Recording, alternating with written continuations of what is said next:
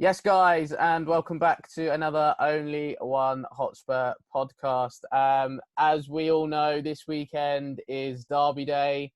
So Tottenham, who, of course, are top of the league, are facing bitter rivals Arsenal, who are fighting relegation.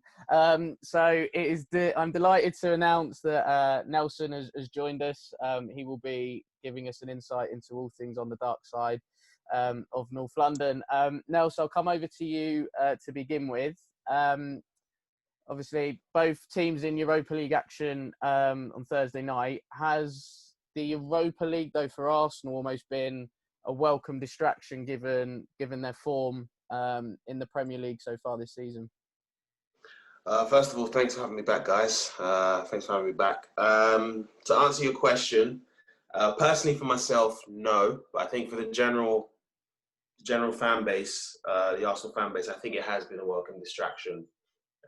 Just seeing, I guess, the young players that we have in the squad be selected and actually produce and try and give, Arteta food for thought heading into, games, the next Premier League games. So obviously with this one being a North London derby, I'm sure so certain players have been given Arteta just kind of a headache to kind of, allow him to kind of assess who should actually start for the derby on Sunday. But I think for the general Arsenal fan base, I think it is a welcome distraction just seeing, especially with how poor we've been in the league, already losing half of the games that we've played this season. So yeah. No, that's quite interesting that you pick up that point, that you feel like for yourself it's not actually been that welcome distraction from the Premier League, but then actually on the flip side to that, the majority of fans and perhaps even the players, it perhaps has provided that little bit of respite and whatnot. And Joe, in stark contrast to Spurs, really, because our Europa League campaign has been very, very hit and miss so far. But then how do you see us approaching this game? The thing is, I think Jose Mourinho put it really well last night. I think because we don't play the same team what we do in the league. Like last night, there was 3 players who started against against Chelsea, and that was obviously Ndombele. You had Son and Højbjerg. Them 3. Apart from that, obviously, it's a pretty much completely changed team. And I think it is hard to motivate some of them players for some reason in them types of games, because in them types of games, we should be running away with it. So thinking, this should be an easy game. But then obviously, then you put under pressure straight away. To be fair, they were on us so much from the start. And I think that maybe rattled them a bit. But out of the players last night who played, there wasn't really anyone who had a good game, I wouldn't say. I thought we was awful. And I think, but then when it comes on to Sunday, I think obviously it would be a different team. Obviously, Kane will be back. Jose, mind games again. Obviously, Lloris back in goal, who's been absolutely class. And I think it's just sort of settled that squad at the minute, most of it. Obviously, you've got maybe a winger changing every now and then, like Bergwijn's obviously come in lately in the league. That might be Bale, that might be Lucas, but apart from that, it hasn't really changed. Apart from maybe obviously the fullbacks as well, or the centre half if someone's injured. But the midfield's mainly been the same in Højbjerg, Sissoko, and Ndombele. Like obviously Kane and Son, like. I think the league, it's just that they believe something as well in the league. And then in the Europa League, it's almost like a distraction in a bad way for us at the minute. But I think when it comes into the knockout games, I think it'll be completely different, because they're like, if they lose, they know they're out pretty much. Or, if it's a 2-legged one, if we lose, well, we could well be out because they might set up in a certain way. So I think group stage, they know if they lose or draw one or 2 games, they're like, we've got enough quality to get out of this group still, like we do. I'm pretty sure we still will finish top of the group. But yeah, in the league, we're top. So it's not all bad, is it? What's your thoughts on it all? I think it's almost like as a coach, players come to you and say, look, why am I not playing? What have I got to do to play? Kind of thing, from a Tottenham perspective. And Jose will then give them, his thoughts on it. And then he'll play them in a Europa League game. And that's almost their chance to show why they should be playing. If you play well, I mean, don't get me wrong, the teams that we're playing against aren't exactly, top class. Nelson will back me up on that, with the bunch of farmers that they've got in their Europa League group. But, it's like, put in a half decent shift and, make me then have a decision to make regarding a Premier League game. I just don't think, though, for Spurs, that's really happened.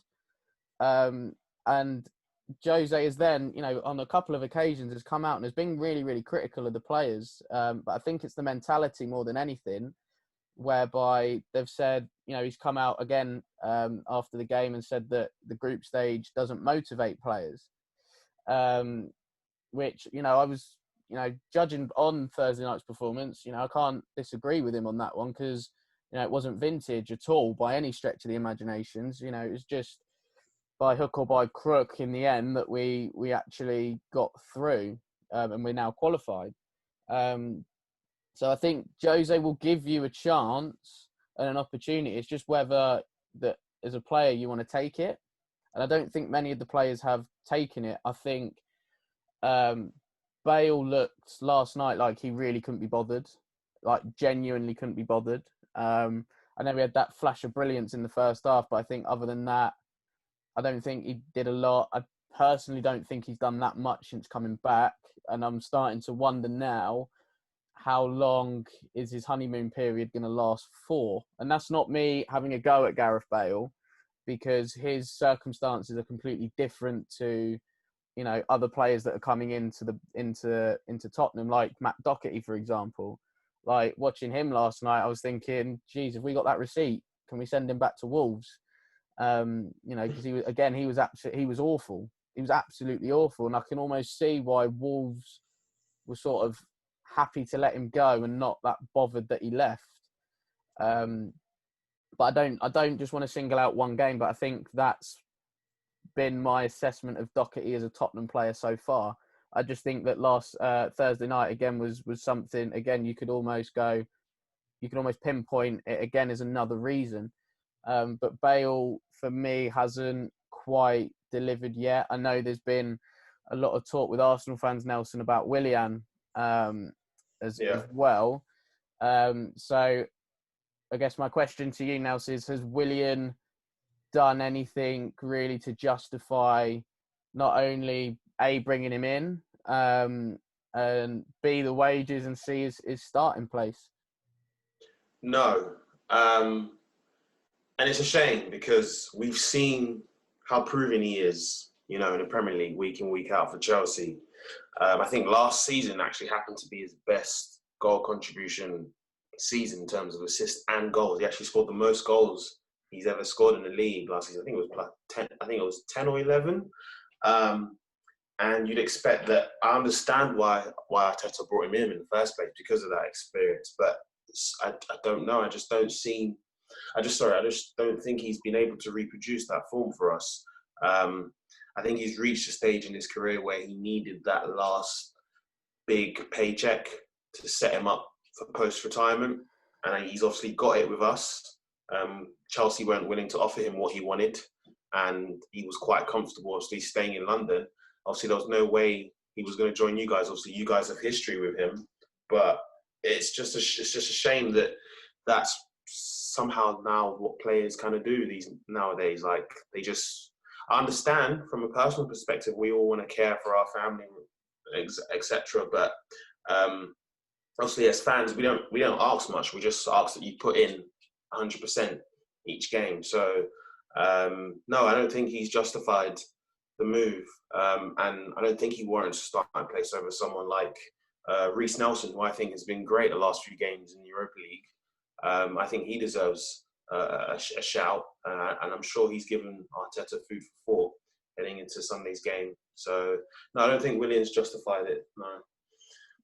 That's quite interesting because I've seen quite a few Arsenal fans saying similar, but just wanted to get your thoughts on it. And again, as well, Nelson, I think, has there been with Arsenal that sense of, well, if you do play well in these Europa League games, there is a chance for you to play in Premier League games. As me and Joe have mentioned there with Tottenham, the players don't seem to have taken and grasped that opportunity. But has that almost been the case with Arsenal? Has there been players that have played well on a Thursday and then, perhaps made their way into the team on a Sunday game in the Premier League? Yeah. Can't remember, but there has been a few games this season where players have stepped in. They've played Europa League football. I think Elneny was one of them. I think he played the Thursday game, and then I think he started the United match, which everybody was shocked when he started the game against United. But he put in, I think that game, I think we all were high because we saw like a partnership that we never thought we'd see between Partey and Elneny, and it actually worked, and we got the victory that day. So, I think it's weird. Like you said, Jose says that the group stage doesn't motivate players, but I think both our situations are different. Obviously, you guys are doing well in the league and we're not. So I think the fact that Arsenal players, I think, are currently seeing that as an opportunity to try and impress the gaffer and obviously get a starting place. So I think for us especially, I think the players are taking every bit of opportunity that comes to them. Yeah. Yeah, no, like I say, it's interesting that the sort of difference between the two clubs. Joe, in your time as a Tottenham fan, have you ever seen so much difference between the two clubs going into a North London derby? Probably not. No, it's been really weird because I've watched some of the Arsenal games. Because every game's pretty much on TV now, which is good. So you watch it, and they just don't look like they've got a clue what they're doing. I know that might sound harsh, but it's just they don't. They just seem so flat. They just seem like there's nothing there. Like they don't scare you at all. I remember watching the Leeds game, and they were shocking, and how they did not lose that game is beyond me. Even before the sending off, the sending off didn't have anything to do with that game. If anything, it's a bit of a shame that he got sent off because I'd have loved him to play against us. But I just think there's just nothing about them what scare you. Aubameyang's been absolutely useless. Literally, since signing that contract, what has he done? Scored a penalty against Man United. That won their goal of the month, by the way. Yeah. And apart from that, what's he actually done? He's got a couple maybe put more an extra haircuts. Star in his hair? Yeah, I was going to mention his haircuts. He's maybe had a couple more, bits and pieces in his hair, and probably bought another car that he doesn't need. He's a joke. He's done nothing. Their midfield is basic. Their defence is shocking. And you just look at that and you think, yeah, we should be winning that comfortably. However, you just know it might not go that way because it is a North London derby. But then if you also think about that, out of them Arsenal players, who do you reckon is actually going to fight like it's a North London derby? Because I can guarantee you Dyer will fight like it's a North London derby. I can guarantee you Kane will be fighting like it's a North London derby. I guarantee Højbjerg will be treating it like a North London derby. And Sissoko as well. You've got players in there at Tottenham who will treat it like the North London derby, like it should be treated. If you look at Arsenal's team, I don't think there really is anyone who will take it like that, who will take that bit more fight and that bit more. Maybe Xhaka, but he's just a clown, so he'll probably get sent off. There isn't anyone, is there? I don't think there's anyone there who will bring that fight. So personally, I just think it's almost just like another game for Arsenal. It's not like a North London derby. It's just another game. While for us, it is a North London derby. It's a chance for us to still stay top of the league. You know, I have to keep throwing that in. And, you know, and it is a big game. And I think for us, but I think it is just weird seeing it because obviously if not that long ago, it was almost like the other way round. So I'm personally loving it being this way round. And I'd like this to stay like this for as long as possible, please. But yeah, I haven't seen it like this in my lifetime personally, and I'm absolutely loving it. Yeah, no, it's quite interesting because I think usually, I think you made a great point there, Joe. It's usually the other way round. It's usually, you know, in my childhood especially, it's always them lot, you know, being towards the top end of the league table, you know, competing for league titles, winning FA Cups. I know they've done that recently, but for me, that's papered over the cracks massively. And I think Arsenal fans now are starting to realise that, you know, they just don't realise it on the day, you know, and it's just it's so refreshing, I think, as a Spurs fan to know that, okay, right now we're top of the league. I don't think there's many getting carried away, probably because of our Spursy tag. But, you know, I don't think there's too many getting carried away at this stage. And, you know, we've got a manager in place who hates Arsenal as much as Tottenham fans. So that's just brilliant in itself. And yeah, I think, you know, it's just nice. And we've threatened Arsenal to a certain point. But then it would always come to a little something where, you know, it might be, say, for a game at the Emirates, because Tottenham's record at the Emirates is horrific. It might just, you know, we've done really, really well. We go to the Emirates and then Arsenal turn us over and it's almost like, oh, but then we come back and, you know, we come back stronger from it, usually beat them at our place or get a draw at our place. And then it's a bit like, you know, what direction are both clubs sort of going in?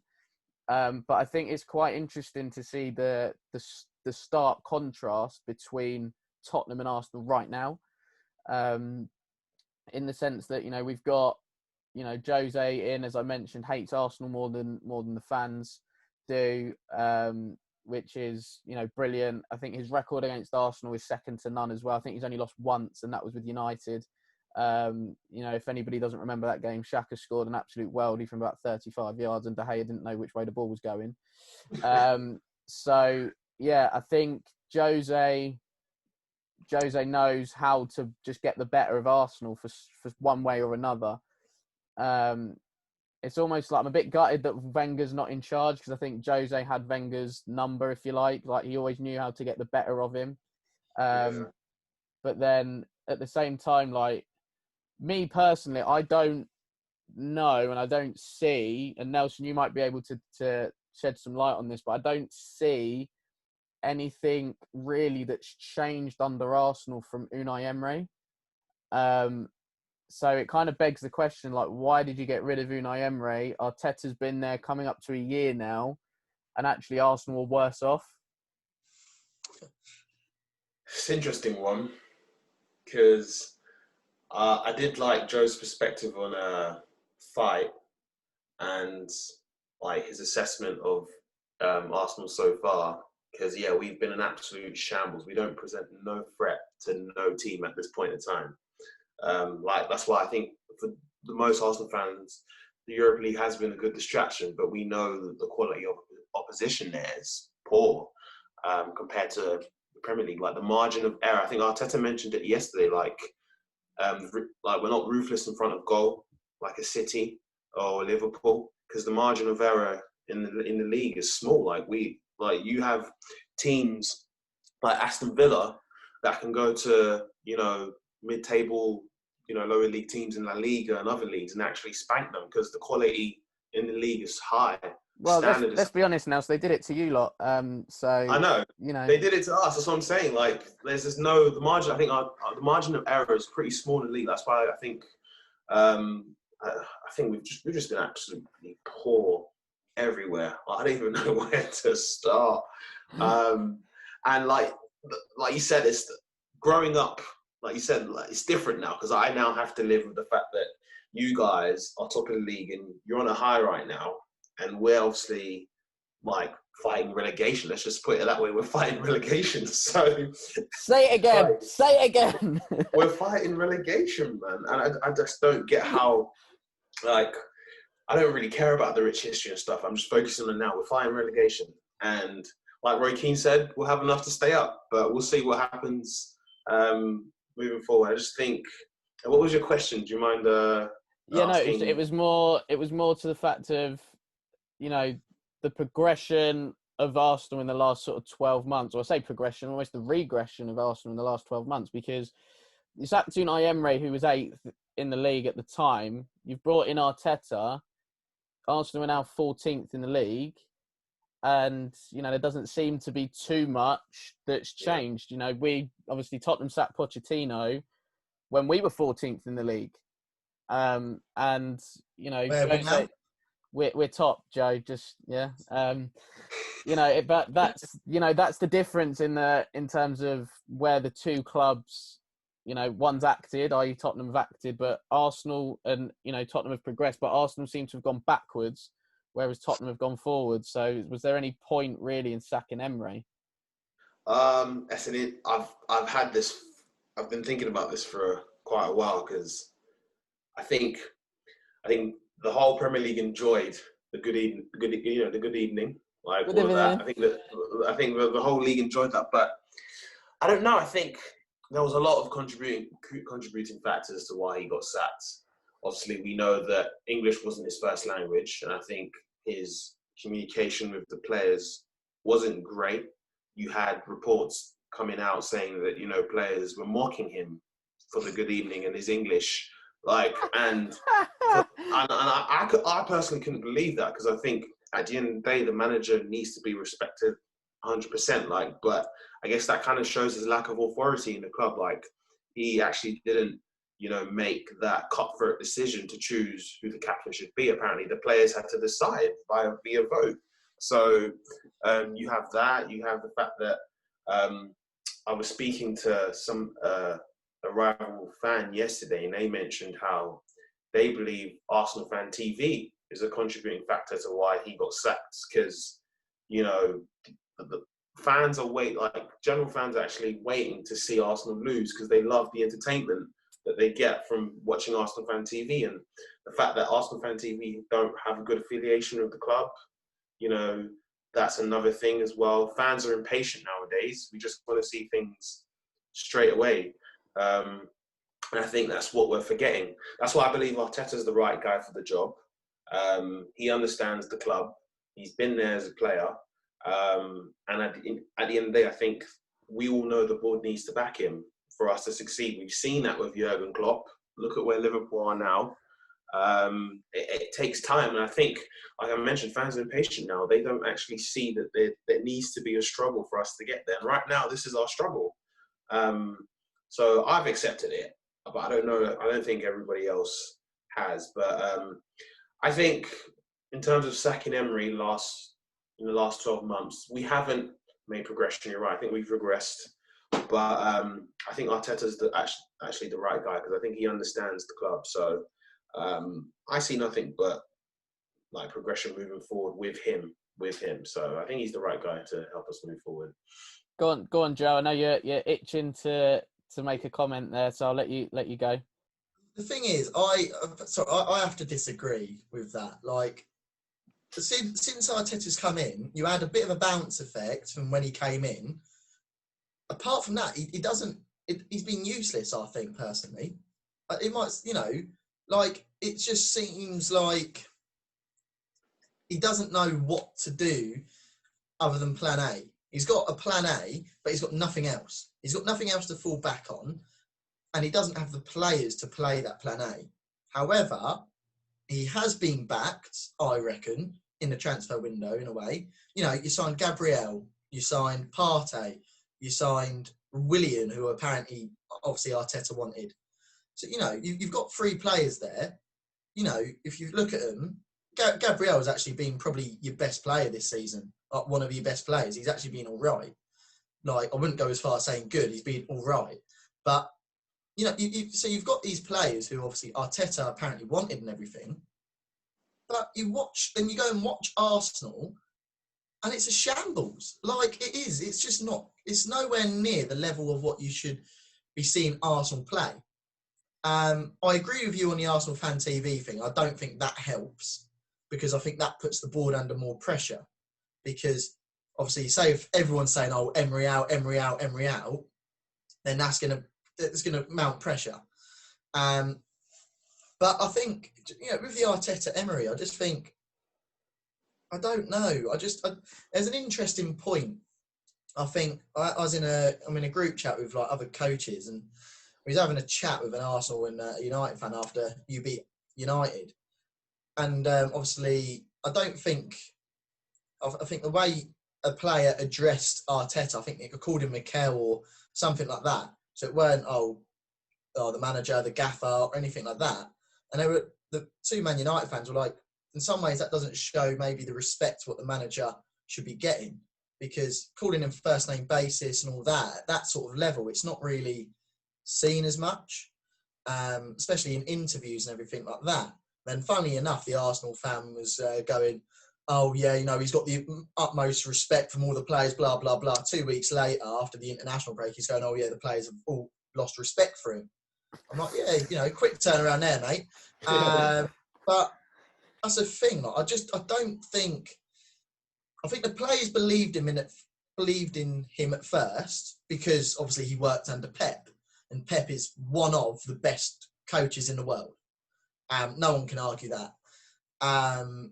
So I think they were thinking, he's going to have the sort of same vision, the same same stuff like that. But when you get to a club like Arsenal at the minute, they're nowhere near the level of City. So you're coming in with those expectations of playing that football, and you can't. It's almost like going to, I don't know, Scunthorpe United. Right, we're going to play the City way. Yeah, good luck. It's not going to happen. And as people say, he's just the person who put cones out for Pep in the end. And I don't know. I personally don't think he is the right man for the job. I think you need someone in there with a bit more cutthroat, a bit more experience, because at Arsenal, I think we've said it for a while, it's a massive, massive turnaround. It's a massive you need to do a pretty much a whole new squad, really. Rebuild. It's a rebuild, and it does not scare you, that team. And obviously, Aubameyang, how old is he? 32 or whatever. You've got Willian above 30. You've got that. Your midfield is basic. Your midfield is like Aston Villa have a better midfield than you. Fulham probably have a better midfield than you, for crying out loud. Like, it's just useless. Like, I just think if you compare your team to a lot of other teams in the Premier League, you could probably take teams out of players out of most other teams and put them in your starting 11. But if you look at, I don't think you could put many of your players in. Yeah, I get what you're saying. I don't think any of your players would get into our team, City's team, Liverpool's team when everyone's fit, Chelsea's team, even Man United's team. I don't think personally. I think make a good point. I just don't see anything what threatens anyone. Gabriel's been okay. Apart from that, I think your team's been pretty poor. I'm not going to lie, and I just think, massive rebuild. And I'm not even just saying 3-4 players. I think it needs to be massive. There's nothing exciting. I think Saka, I like him. I've always rated him, but that's putting a lot of pressure on him, because he's only 18, isn't he? I think, and he's probably you're probably your best player. But you can't put a club of Arsenal stature on his shoulders, because and that's too much. And then he's going to crumble, and then that'll be another waste of English talent. And obviously, you know, I know he plays for Arsenal and everything, but you don't want to see that because he is a very good player. You know, one I'd love Daniel Levy to maybe snap up, do the opposite of Judas. But I think Arteta's the wrong man for the job. I think you need someone in there who's experienced in the Premier League and just sort of have 2-3 years of a rebuild. Because obviously you're not going to be able to do a rebuild within one summer or anything. That is going to take a few years. You might have already started it with the Partey, with Gabriel. You know, William's just an anomaly, I think. But I think you need someone in there who's experienced, who can maybe get you Europa League or something like that while you're doing a rebuild, because you're not going to get anything more than that over the next few years. I think you'll be lucky to get Europa League with teams like Villa, Wolves, Everton, Leicester. That's my view. That's my view on it. And I think, obviously, might sound brutal, but I think, yeah, it's just straight to the point. No, I agree, 100%. I feel like personally, I did not want to qualify. I can't remember what season was it. I think it was last season. Yeah, I didn't want us to actually beat Chelsea in the FA Cup final, simply because it's weird saying that. Obviously, you want to win the game, but I just felt as though the club needed that much of a hit. Like, I get it. Like, it's a shame nowadays because football, unfortunately, focuses on the business and marketing and everything like that. It's all about the money now. They don't really care about what happens on the pitch. But I actually think, for the players' benefit, they would have benefited from actually not actually playing any European football. I think Chelsea benefited that year. They won the league under Conte. They had no European football whatsoever. I just think the players would have been able to focus on the league week in, week out. You had your few, domestic cup competitions there. But I think the way we even went about getting Arteta was ridiculous as well. Meeting him at like midnight and not contacting City officials. No wonder Pep doesn't like to, discuss business with Arsenal just because of the way we conducted ourselves. Like, that doesn't show us too much. Even the way, like, one of the things that we all know Mesut Ozil is probably one of the best creative players we've seen in the last 10 years. But the fact that the way he's been treated, which I think is more of an internal thing rather than Arteta itself, because we all know he made those tweets with the Muslims in China. And I think he's actually been punished for that by the board. I think it's out of Arteta's control. And I think that's why he's actually not playing, and it's not been in any of our Premier League or Europa League squads. And it's an injustice because like you mentioned, our midfield being basic. I don't care if he's 31 or 32. He can, like, Aubameyang up top doesn't work if you don't have a creative number 10 in behind. Like, you've seen his success at Dortmund. He had Mkhitaryan. Like, he was able to provide that for him. And obviously wingers who could provide crosses in the box for him. But, like, I think there's just, like, personally, I think my number one, even though Arteta is the right man currently to move us forward, I personally would have wanted, I think before when we got rid of Wenger, I wanted Klopp, but obviously Klopp joined Liverpool. But the one guy I think who, like Joe mentioned, we need somebody cutthroat, not cutthroat Roy Keane level, but cutthroat enough that, he is able to make changes and, shows his authority at the club, was Diego Simeone. I think he would actually do something at the club, which is a tough one to say because obviously he doesn't speak the language, and that could be, a barrier. But I think he would have obviously shored up our defence. He would have brought in a few attacking talents. But yeah, there's a lot to talk about regarding Arsenal. I think there's a lot going on in the club that obviously fans don't know about, and we've obviously questioned Stan Kroenke as an owner, if he actually wants to invest in the club and push us forward. Apparently, he was the one who injected the cash to get Thomas Partey. So hopefully that's, a good first few signs that he actually wants to help build the club. But we'll see. I'll give it back to you, Joe. You said you had some thoughts on Mesut Ozil that I'm intrigued to hear. I think, with Ozil, it's a weird one because, he's not. He never performs in the big games, I don't think, or he didn't for the last few years when he was actually playing. But I think in the games where you're going to have a lot of possession, and you need to break teams down, I think that's where I think that's going to be where you struggle massively as well this season, because you don't have that creative plug in the team. You've not got that someone to break through the lines of the defence or anything like that. But I think if you've got Ozil in there, he will do that against them types of teams.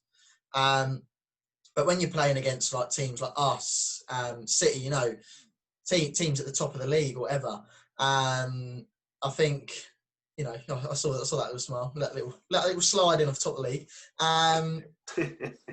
Then Ozil isn't maybe the right person to have in the team because he doesn't have the work ethic or, he doesn't have the defensive abilities. But so I don't think them games are suited for him.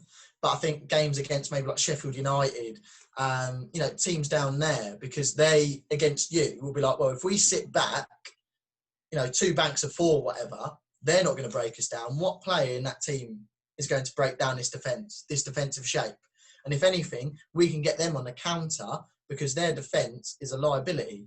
Because they just seem to crumble. So I just think with Ozil, I think, because he's not even in the Premier League squad, is he? Like, the actual... No. 350 grand a week, mate. Literally, to be like, just be sat home on Twitter, mate. I'll tell you what, look, if anyone wants to pay me anything near that just to do that, just give me a call. I would not mind. I'm not going to lie, your club is a banter club, like absolute banter. Like, I'm bollock at the minute. Like, I'm not going to lie, I'm loving it. I'm absolutely loving it. It's just, if you every corner you go around at Arsenal, you just stop laughing from like, Ozil's on 350 grand a week. Oh my God, look at you! Like, you just go around another corner. It's another joke. It's absolutely brilliant. I'm hoping Arsenal are doing a documentary about their season, to be honest, and that'll be on Comedy Central. Like, it's just, I don't know. Like, as Nelson said as well, obviously there's a lot going on behind the scenes as well. Like, and then you've got Arsenal Fan TV, which are an absolute joke as well. Like, did everyone see the one, the latest one where, is it Ty? We're saying, oh yeah, I think we've still got a chance against Tottenham or something like that. And then the other guy was just going in on him, going, how on earth can you say we've got a chance when you've just watched that? How can you say we've got a chance against them when you've just watched that? And he's like, well, I think we do. Absolute clueless. It's brilliant. Like, yeah, it's just brilliant. Yeah. Joe, you made a good point about how teams might set up against Arsenal. You mentioned 2 banks of 4 and trying to hit teams on the counter. Now, we've seen this sort of approach with Mourinho in his time at Tottenham. Do you see him approaching the game on Sunday in a similar fashion? No chance. I really don't. Because, that's because, to be fair, Arsenal can keep possession of the ball quite well against the lower teams. But if you go at Arsenal, they're going to crumble. Like, it's literally apple crumble central. Like, I just think if you go at them with the quality what we've got, because we've got the quality, and, Kane, Son, literally, their defence will be having nightmares. Like, Ndombele just pulling the strings in the midfield. Like, he literally, if you just put Ndombele in that midfield and just him, he would be controlling that midfield against your 3. Like, literally, it would just be like a mockery. Like, I just think we'll control the game. I think we'll just choose our moments because, obviously, as I've said, their defence doesn't look that good. Their midfield is awful. So I think we'll just go for it. I think we'll get an early goal as well. And I think if we get an early goal, obviously that just settles us. We can keep the ball. but defensively we've looked sound lately. And I think the way we've set up, it's not necessarily like two banks of four. It's almost like Højbjerg and Sissoko, they almost fill in between the right back and... So Sissoko would fill in between the right back and the right centre-back, and Højbjerg will do the same on the left, almost. So it's almost like a back six. That sounds absolutely part of the bus central, but I don't think it's like that. I personally don't see it like that. I just see that as when they've got the ball in them areas, that's how we set up. Like, it's not like we do that the whole game. It's in certain times of the game we do that, and it works. And then when we get the ball, we actually keep it and work it and actually create chances. So, yes, I think we'll see some of that against Arsenal on Sunday, but I think we'll be in control of the game. I think we will, create plenty of opportunities without having counter-attacks. However, that sets us up perfectly for counter-attacks as well, for when Arsenal might have a little bit of the ball. Because, you'll play into Kane or whatever. Kane does his bits, plays it through to Son. And Arsenal's defence won't be able to cope with that. Like, you've got whoever's going to play centre-half with Gabriel. If it's David Luiz, yes. If it's Mustafi, yes. If it's Holding, yes.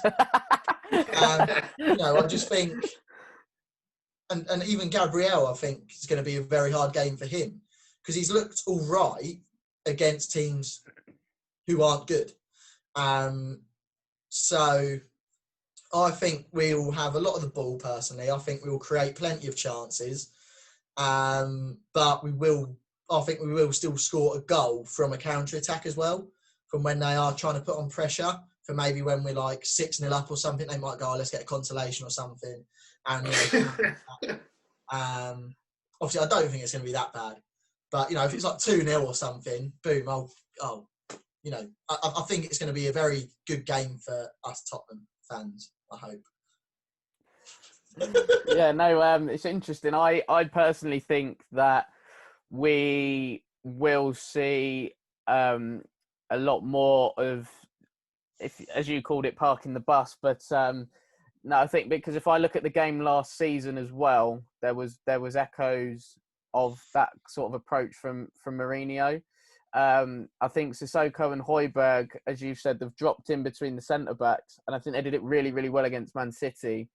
But I think that was almost to deny the half spaces that De Bruyne and I think it was Bernardo Silva that played in midfield alongside him. And, those types of players like to operate in those sorts of areas. However, I don't think Arsenal really have that.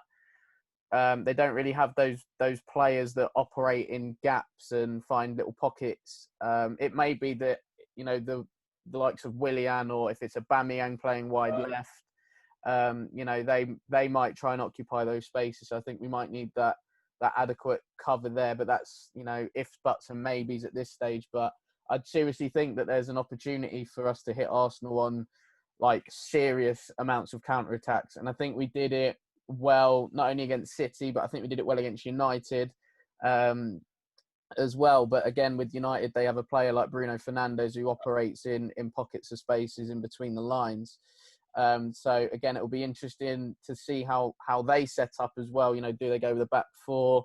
Do they go with a back three? And things like that. So yeah, no, I personally see us trying to counter-attack Arsenal and almost let them have the ball, let them make the mistakes and then jump out. So it's almost, I wouldn't say like a Simeone Atletico Madrid sort of style of it. But I personally think we'll counter-attack Arsenal and we'll do it well, I think. I can see your point, and I think, as I said, I think there will be counter-attacks in there because obviously Arsenal will have some attacks. Like, let's not be naive. They will go forward a bit, but I think I honestly believe we will go for them as well. Like, I think from the off, I think we will go in at them because Arsenal have got no confidence. Like, in the league, they've got nothing. When was the last time Arsenal actually won a league game? I'm not even just saying that to be like, when was your last win in the league? Bro, I can't even. Exactly, but Bro, but, my mind's gone blank. but that's my point. Like, I think this is a very good opportunity to attack them and for us to control the game. I think, I think we'll get an early goal. I think if we go 1-0 up, I think then I could maybe start to see a bit more of that shape. But I think when we get the ball, we won't rush it for rushing its sake. I think we will create opportunities because I think you'll be able to play through their midfield. You'll be able to play through their defence. And I think, there will be counter-attacks in there because when Arsenal do have the ball, I think we will let them, as you said. But I think we will still control the game, if that makes sense. I don't think it's going to be part of the bus, counter-attack. I think it's going to be like, look, when they've got the ball, yes, we will set up like this. But when we've got it, we don't need to rush it because there's plenty of opportunities with Arsenal to get through them. And I think to start off with, we will be in control to find them gaps, find them breakthroughs. Probably only take 5 minutes. And then that's when it will set up like that. I think that's my view on it. No, it's interesting. The sort of slight contrast, I guess, in opinions. Nelson, I mentioned there about how Arsenal may set up back 4, back 3. How do you see your boys setting up for this one? Oh, mate. Where can I? Personally, I think he should go for a back 3. But I think he will set up similar to the game we played against United. I think that was, even though, United right now aren't great as well, but I think the way he set up and the discipline that, the players showed that game, I think he will potentially set up the same. So I think a 4-2-3-1, but a defensive kind of 2 in midfield. So I think he will set up, obviously, with Leno in goal. I think Joe mentioned earlier about players showing fight. I think the only player who may do that is our right back, Hector. I think Hector will start at right back. The only reason I say that is because, can you believe him and Ozil's our longest serving player. He signed for us in 2013. Like, Ozil's our longest serving player. Then it goes Bellerin. But I think Bellerin understands what the North London derby means. So I think he'll put in a shift, but we'll see. He's up against the best wing in the league right now, in my opinion. So he'll put Hector right back. Gabriel will be in centre back, and I think he'll be partnered by Holding because Luiz, I don't think, will be playing because I think of his head injury that he suffered against Wolves. So I think Arteta mentioned that he might not be available. There is a petition from Tottenham's end to make sure that he is fit to play. It doesn't matter who's playing alongside Gabriel; they're all useless over there, so it's all right. Bro, I can't even start, man. I mean, I think it'll probably be Holding. It was nice to see Callum Chambers back as well. I think on a positive note, just for general football, I think coming back from a long injury, it was nice seeing him back. But I think Holding and Gabriel will be at the back. Left back, we'll have Kieran Tierney. I've enjoyed seeing Kieran Tierney progress. I think he's a good player. I wouldn't get head over his and be like he's a great left back because we got Robertson, who's actually the best left back in the league. So Kieran Tierney will be left back. The 2 in midfield, I believe, will be El Neni. Reason I say that is because his energy. Again, that's how we set up against United. And I couldn't believe in the 91st minute he was still running rampant trying to press the ball in the 91st minute. So I think that energy will be needed against you lot. And I've been impressed with Neni simply because we know under Wenger, we always talk about this sideways passing, but he's actually looked progressive when trying to move the ball forward. So I think that's something that Arteta has actually instilled in him. To just kind of move the ball forward if he sees an opportunity rather than give it sideways. I think El Neni, I have no hope for our midfield. Like Xhaka or Ceballos, which one do you want? Like, who do you want? I think Ceballos, after lockdown, was one of our best performers but obviously the system worked when we had the back three with Xhaka and Ceballos in midfield. But I think he'll go for Xhaka. I think he'll be that defensive. I don't know what. I think he'll be that clueless that he'll put Xhaka and Elneny back there, and I don't get it. But that's what I think he will go for. I personally would probably want Ceballos because Ceballos is a bit more progressive than Elneny. Elneny could sit deep and he's probably better positioned. He's better in terms of keeping his position. I think Ceballos will be. I think Ceballos might have a bit more freedom, but we'll see. So we've got the two. So I think he'll put Xhaka and Elneny. The three in behind, I think, will be. I would have loved, like I think Joe mentioned earlier, to see Pepe. I would have loved to see Pepe play this game, but he obviously messed up. So would we, to be fair. I personally would have loved to see him play, but I think, unfortunately, I say unfortunately, even though he doesn't warrant the starting place, he will put Willian in the squad. I don't get it. I just don't get it. But he'll put Willian in there on the right. Personally, I would have loved to. I would see Reece Nelson. I would put Reece Nelson on the right. I'd put who would I put left? Bro, I can't even think of our ringers right now because our squad is a shambles. Our squad is an absolute shambles. I put Willian on the right. I think in the last few games, I've noticed Lacazette play in a number 10 role. And I think that's something he's trying to test out. I think it's a trial run. Because I think with Ozil not being in the squad, I think Arteta has actually realised that he needs somebody in behind to play with Aubameyang. Because I think Aubameyang will play up top. I don't think he should play up top. I think Lacazette works better in these type of games away from home to play centrally before his hold-up plays, link-up plays, brilliant for us. I think Aubameyang will go up top, Willian on the right. I actually think he will put Joe Willock in there because I think that's how ludicrous it is. That's how I think he's going to set up. And yeah, I think he'll actually put Joe Willock in there. I don't know how he would do that, but he will. And on the left, so good. He'll put Saka. He'll probably put Saka. I nearly forgot about Saka because Joe's right. Like, you can't put that much pressure on an 18-year-old kid. But Saka will probably start on the left. But it's crazy that I even mentioned Joe Willock in there in the first place. But I think that's how he was. That's how I think Arteta will set up. I personally wouldn't put him. I put Lacazette in the 10 role and put Aubameyang up top. But we'll see. I think that's how he'll set up on the weekend. That midfield, Joe. We're gonna have a field day, aren't we? Who's playing for us then? Sunday. Come on. Oh, literally, you might as well put out the kids against that team, Mike. Like, I'm not gonna lie, like Joe Willock, like he's been playing the last few games, hasn't he? And I was gonna say that he'll probably start because for some reason he seems to be getting a run of games. And don't know. I just want to know what does this guy actually do? He's almost as got the same uses as Gedson Fernandez, which I think is a lot.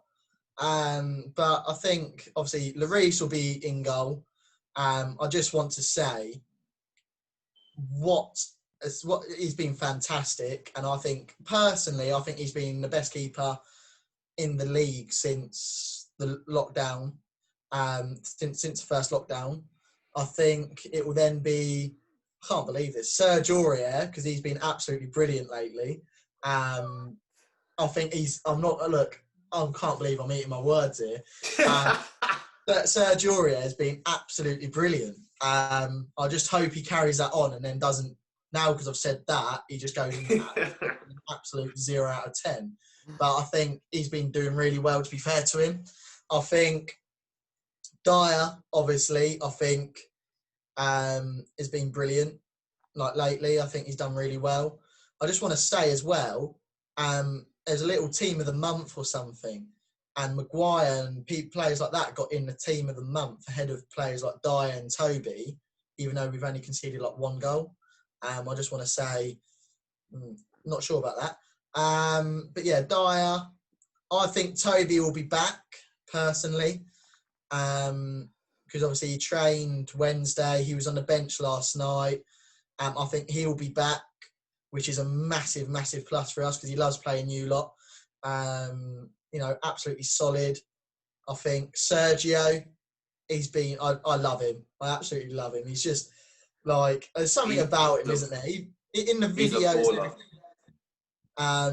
in the videos at training and everything, like of all the, when they were playing cricket and then every time someone got out and he's just gone sliding in, and then the other one where they're all playing cricket and he's just like, what is this? Almost sort of thing. He's like, I just love him.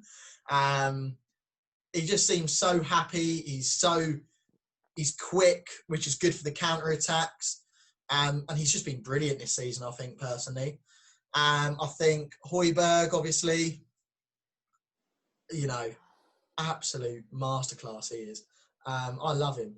I think Sissoko, he's been doing a good job. I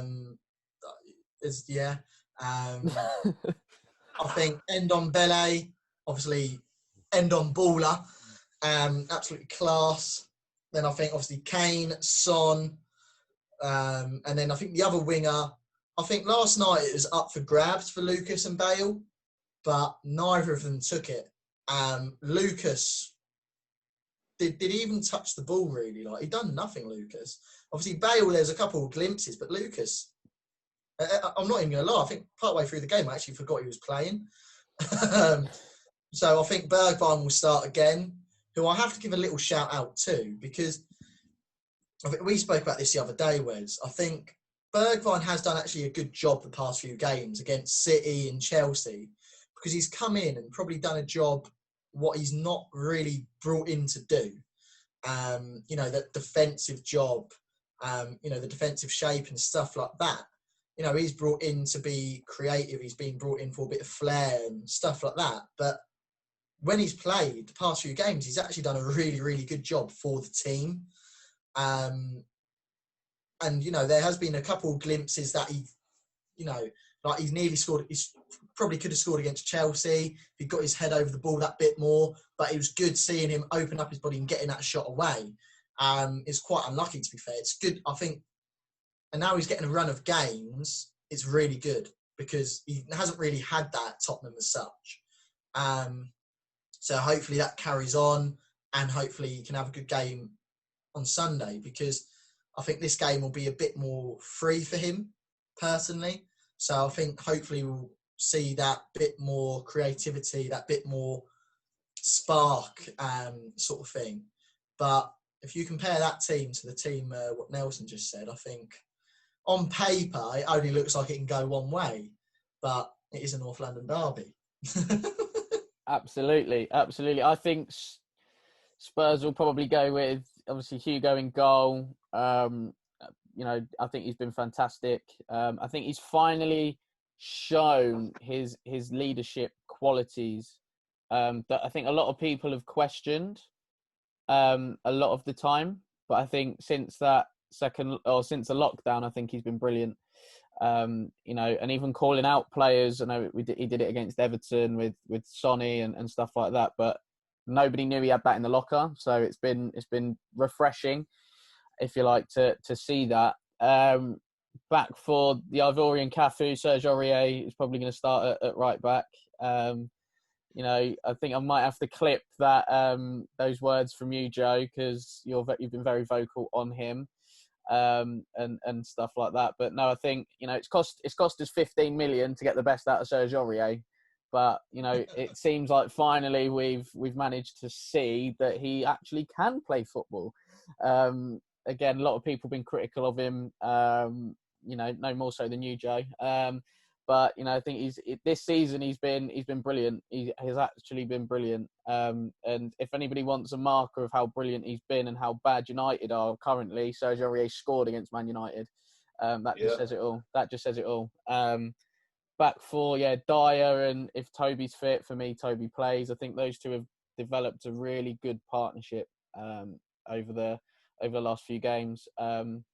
If not, I'd probably put Rodon in there just because after Thursday night's performance, Davinson Sanchez was absolutely horrific. He is horrendous. I seriously don't know what's happened. So, you know, Arsenal might need a centre-back. So, yeah, we'll shift in Davinson Sanchez. You know, they seem to like a centre-half that's not that great. Yeah, but I think with Rodon, obviously against Chelsea, big games to come into, I think he did okay. You know, I think he did okay. I think there was a couple that he got away with, which I think he's, you know, sort of learning on the job, if you like. Go on. Yeah, I think, you know, with that, I think he even came out and said, you know, I made 2 mistakes. You know, for the goal what was disallowed, it was his mistake. And you could see that when he was sliding in and after it went in. I don't think he was like that, weren't he? He was fuming himself. And then obviously the one late on in the game. Yeah. Apart from that, I think he done quite well. I think, yes, I think he went to the ball too many times. He,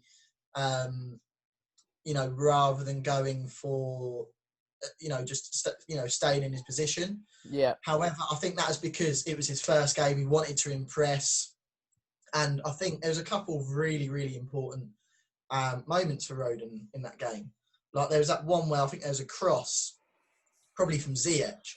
And I think Abraham's run across. Mm-hmm. Like Abraham was going to get there. And Rodon's done, I have to say, a fantastic header to get it cleared. Like he did impress me, I think.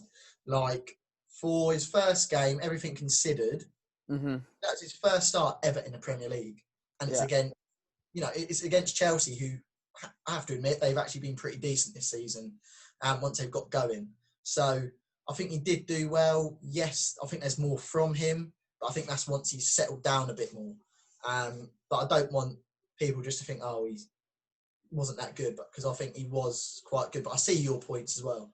Yeah, I think he was just a bit of an eager beaver, wasn't he, against Chelsea? Yeah. Like you said, trying to go to win the ball sometimes when he perhaps didn't need to, like on the halfway line, and things like that. Left back, Reguilon, I think he's come in and, you know, I think it was more, he's come into, it was like, okay, is he going to start? Is he going to be that first choice, or is he just going to be sort of competition for Ben Davies? Because we know how Jose liked or preferred to set up last season with Davis sort of covering over, but and making that back three in possession. But Reguilon sort of come in, made that position his own, really. You know, I think there's still, for me, a few little question marks on him. If I look at the West Brom game, it looked like they targeted him a lot. And, you know, they actually got quite a bit out of it, West Brom. They, you know, they got a bit of success out of that. I just think defensively, perhaps he needs to just I wouldn't say sharpen up, because it sounds like he's not doing his job, but I just think he needs to do that just that little bit more for me defensively, because first and foremost he's a fullback, so you know he's got to defend. And then midfield, I think it's picking itself these days. It's Højbjerg, Sissoko, and Ndombele. You know, Ndombele's just going to spin everyone. Beyblade settings. Do you know what I mean? He's oh my god, he's just too good. He's just got like I don't think anybody's prepared for the conversation yet, but he's actually better than Pogba. Like no end. I will back myself with that argument all day, every day. I think out wide is probably Sonny and Bergwijn. I think, you know, as we said, Joe, Bergwijn's done a lot for the team, and a sacrifice, I think, his ability for the team. So yeah, I think Jose likes that. So I expect him to play Sonny. I think, as Nelson said, best winger in the league. And Nelson loves Heung-min Son. Like, you know, it's a better love story than Twilight, that one, honestly. And then, you know, just best striker, one of the best strikers in the world, if not the best striker in the world, Harry Kane, up top. And he will score because it's a North London derby, and that's what Harry Kane does.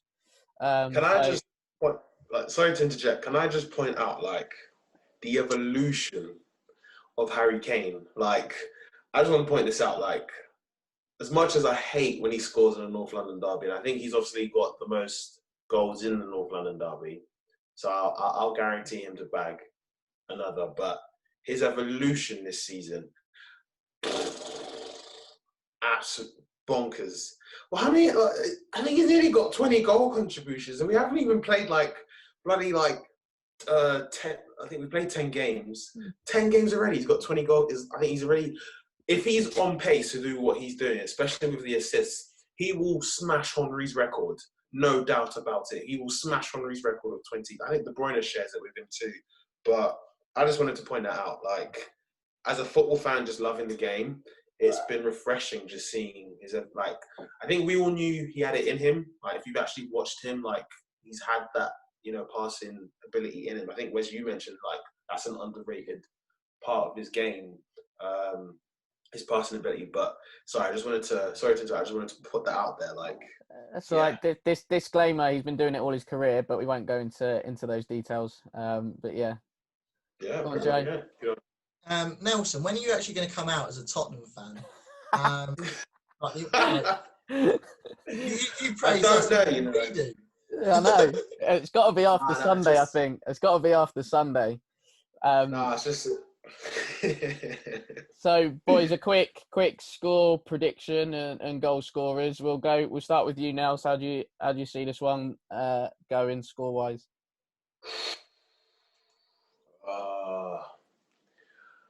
I'm going on the hope that the fact that it's a North London derby. It's like a cup final.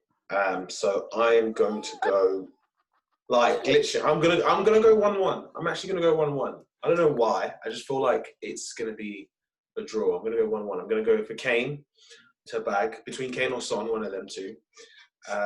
And if Lacazette starts, then I back him to score. He always seems to turn up for a game. Like we saw the rocket he scored last season. So hopefully he'll back. So I'm actually gonna go for a surprising 1-1 draw, but I doubt that's how it'll go.